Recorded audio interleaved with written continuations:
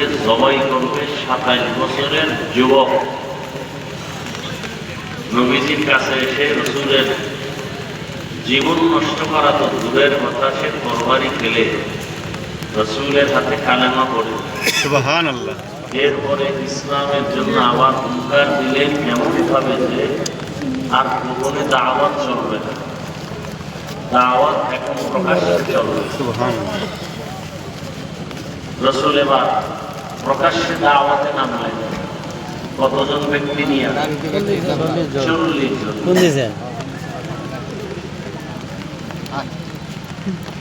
এজন্য আমাদের আহলে হক উলামায়ে কেরাম যারা আকাবিরিন তারা বলতেন তেজাব মাকসাদ নেহি মকবুলিয়ত মাকসাদ है। ক্লিয়ার হয় না কেন? আতিকতা এটা সফলতার কারণ না, ইখলাস সফলতার কারণ। ইন্না আকরামাকুম ইনদাল্লাহি আতকাকুম। ক্লিয়ার হয় না। সফলতা হবে তাকওয়ার ভিত্তিতে, জনসংখ্যার ভিত্তিতে না। কার দলে লোক বেশি এ নিয়ে বিজয় হবে। আল্লাহর হিসাব ভিন্ন।